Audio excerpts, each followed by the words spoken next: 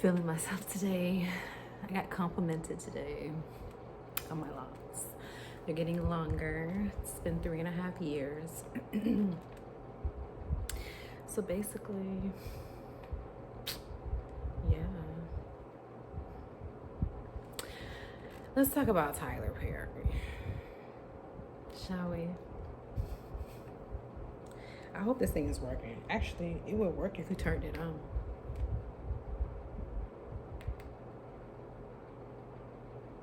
Let's talk about Tyler Perry. Tyler Perry. So Tyler Perry just came out with a new movie called Straw, and against my better judgment, I shouldn't even say that. It's not that serious. I didn't want to watch the movie, but seeing everyone talk about it and all the discord and people were like really crying. Like there was this one lady, she filmed herself like snot face crying, like snot coming down her neck. Like she was like crying, like she was really emotional about it. So I said, you know what, I'm gonna watch it. Now I decided to watch it after I had already kind of spoiled it for myself, because initially I wasn't going to watch it, so I already knew what was gonna happen, and I didn't really care. I was like, I'm just gonna watch it, see what's going on. I love Taraji, so I didn't really have any issues with her performance at all. Overall, I would give it a 5 out of 10. I'm gonna try to stop saying I'm sorry. I'm gonna give it a 5 out of 10.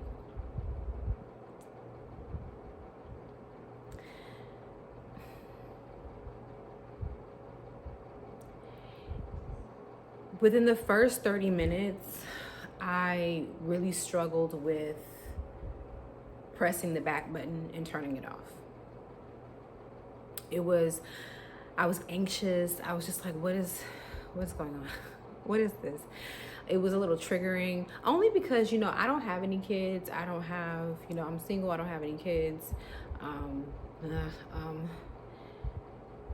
But, I've had bad days. I've had days where I feel like everything's just being pounded and compounded and compounded on me, one thing after the other. It's like you're being attacked. It's like everyone is treating you like crap, and it's like there's this kick me sign on your back, right? Like I get having those kinds of days, but the way that he writes his scripts, everything is just so dramatic, and it's kind of like there's no medium, there's no like slow burn, there's no gradual, like he just sticks it in there, and it's just like, okay, we're here. Within the first 30 minutes, not even 30, within the first 20 minutes, this lady has gone through pure hell within the first 20 minutes of the movie. And I'm like, what's the backstory? Like, everything just happened so fast, and it was just kind of like, why do we have to do this? Then I looked at the time, like where I was at in the movie, to see how long the movie was. It was about 1 hour and 40 minutes. It's like almost 2 hours. So within the first 30 minutes, I wrote down notes on my phone, but I'm using my phone to film this. Within the first 30 minutes, this lady done been through everything. Then what else could possibly happen? Now, again, I know I was already spoiled. The movie was already spoiled for me, so I already knew what was going to happen, but I couldn't, in my mind, I couldn't wrap my head around how we would get there from all of this chaos happening in the first 30 minutes of the movie. It was raining really bad at one point in the movie, like early on. And then literally like a scene later, she's pretty much like dry. It was pouring down rain. And then when she gets to the other scene and she's driving her car, I guess she's going back to work. It's not raining. She's dried. So she was in a hurry. Her boss was like, get your behind back to work. So did she dry her clothes, dry her hair and all that stuff? I don't know. Like, that's what I'm saying. If you have more than 5 questions within the first 30 minutes of the movie, that's how you know you're watching a Tyler Perry movie. And I really liked Tyler Perry movies. I really did. The last one I really watched and like was really like invested in, and even a movie that I can put on in the background is like Why Did I Get Married, and Why Did I Get Married 2 is pretty good. I don't know when he stopped having other people in the writer's room, or if he does have writers now. I don't know. The writing is just never lands. Like, he is talented, but I don't think that he's talented when it comes to like writing. I think his writing kind of reminds me of like when I was in middle school. After school, there was these little programs and you can do like creative writing and things like that. And so I was like, I'm gonna do a creative writing class. My dumb ass thought that I was gonna be writing creatively. I was like, oh, we have to write like paragraphs, like stories. I thought we were like doing art or some shit.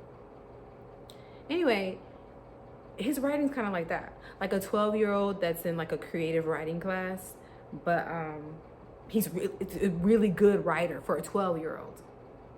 You can tell that they have potential. He's 55. Glenn Turman was, great, iconic. Again, the writing and the way that these people are speaking to this woman, it just seems so aggressively like dramatic and kind of unnecessary. Like, it really is. It doesn't let up, and that's how he writes a lot of his villains and his antagonists. It's just overly dramatic. Like, why are we doing this? Like, and the only thing that I can think of is that to me he doesn't have like that. He's not a writer.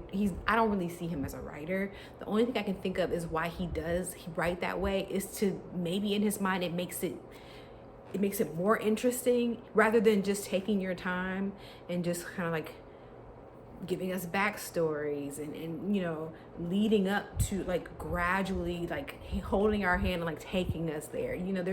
It's just like the beginning and then the end. It's like, and everything just happens all at once and everything is just happening.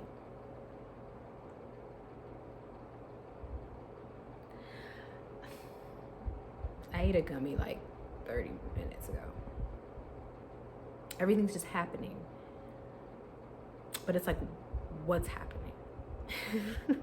Kind of like Acrimony. I didn't watch Acrimony like full through. I think I had it on in the background or something at some point, but I do know the premise of it. And so people were like, how did she get on that boat at the end? How did she get on the boat? Now, this is one thing that I can say. I don't think that was a writing error, because to me, I know that boats usually dock somewhere. I don't know. Maybe she got her ass on the boat while it was docked and then surprise, I'm here. To me, that made sense. That's the one thing I can say. Everything else after, like, how did I get married? Jesus! What's the name of the movie? Why Did I Get Married? And The Family That Prays was good. Everything kind of like after that, it was just like, do we have a 12-year-old in the writer's room? Like, what are we doing? And it's just like, he doesn't seem to really put any care into the project. Like, he doesn't really seem to know what he's doing.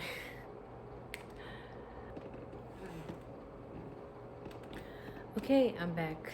Sorry, I had to get rid of that microphone. So yeah, I don't really think that he knows. He has something. He does have talent. Clearly, he's super, super successful. He's a Black billionaire. Like, he has all of this. He just has amassed all of this wealth, and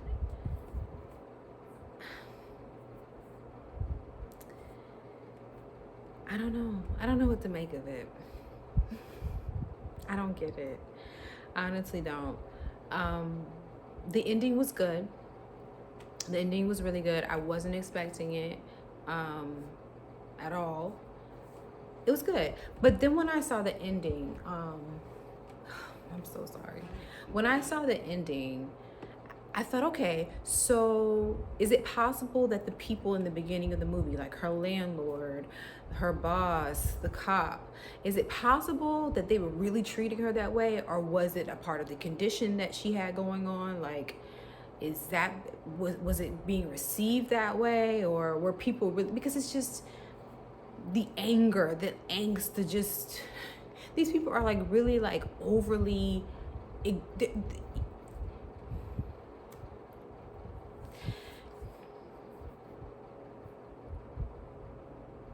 the movie was supposedly made in 4 days, and it shows in so many ways. And if you love this movie, please don't be offended, because this is just my personal opinion. Overall, it was fine, but I think that with Tyler, I think that to him, it's more like quality over quantity. Like, I'm gonna push all these things out. I'm gonna do all of this. I'm gonna make a whole movie in 2 days, and I'm gonna be known for just getting out all these projects. But like, are they of good quality? Are people sitting here like wondering how X became Y and B and doing the math and the, like, are people confused about the plot?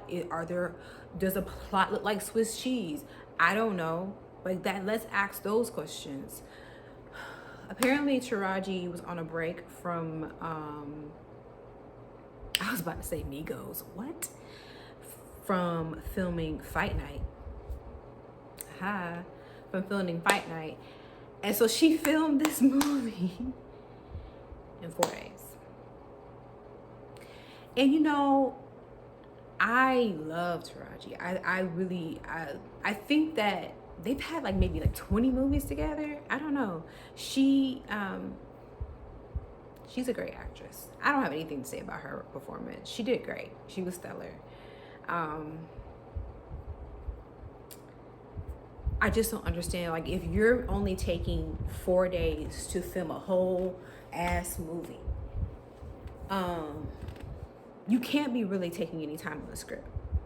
The script to me is the most important thing. He doesn't take any time on these scripts. He doesn't take his time writing these characters and fleshing them out and making them like, he just doesn't.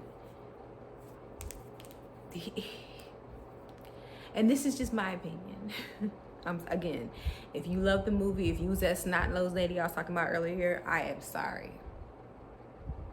You ain't gotta put nothing in the comments. Just keep scrolling. This is my opinion. Filmed it in 4 days. Didn't take any care with the writing. I'm sorry. I mean, I'm not a writer, but like, I know what good TV is. I know what good cinema is. Sinners. And I'm not trying to compare Ryan to Tyler, because I don't really think there's really a real comparison. I really don't. Ryan, you can tell he like lives and breathes this, and he took time on Sinners. I believe they said that he took like 4 years developing the whole movie, researching and write the script, like. And I think they called it something else before it was called Sinners. I don't know if that was just to throw people off of what he was doing, but I forgot the name of it. It was some random name. But he took about 4 years to develop that story, to build those characters, to actually make sure that all of the historical callbacks and all of the historical everything was meaningful and actually was factual and aligned with historical facts and data about that time period, and then just like other the African religions, spirituality part of it. Like, he took his time and he studied all of these things. And granted, I don't know. I really do think that Tyler believes that if the more he produces, the more successful he is, which I guess it seems to be working for him. But I just, he's going to have that loyal fan base, I think I started watching his plays in 2007 or 8. I don't know when they actually came out, but they were great. I loved his plays. I did. But I just, 5 out of 10 for Straw. I want to make sure, I'm just trying to do a mental to make sure I talked about pretty much everything. The ending was very sad. It was.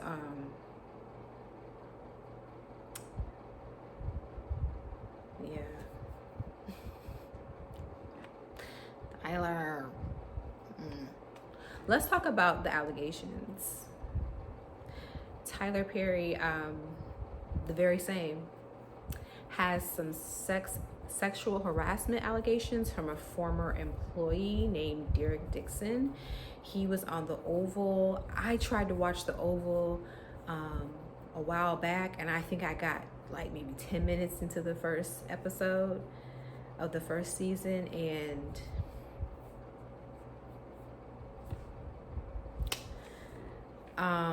so I can't really tell you what it's about. I think it's about the president, hence the Oval. Derek Dixon was his employee. They met at some, I guess, a mutual friend or some kind of, I guess it really doesn't matter, but they met, exchanged numbers, and Derek told him that he wanted to be like a writer, so he wrote like his own pilot, his own show or something. And you know, Tyler pretty much strung him along most of the time, saying, "Oh yeah, I'm gonna do your show. And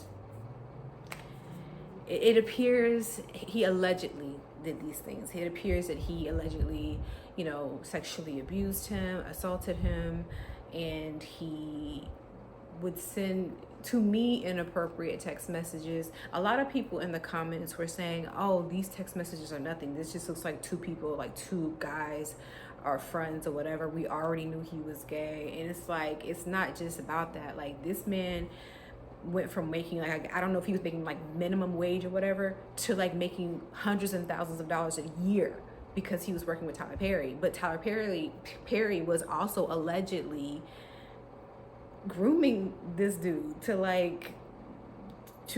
be in a sexual situation with him, like based on the lawsuit and what's contained in the lawsuit. Excuse me. I believe that before this man, Derek Dixon, put the lawsuit into action, I believe that he was talking to other victims.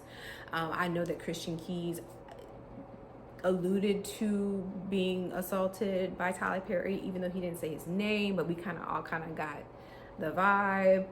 I wouldn't be surprised if he talked to other people and they were like, yeah, I'm gonna go ahead and, you know, just like with the Cassie thing, how Cassie was the first to open those floodgates. I really see this in the next few months being a big mess and more accusers. I'm not trying to say that I absolutely believe that he did it, but I wouldn't be surprised if he did. You know, money is a hell of a drug.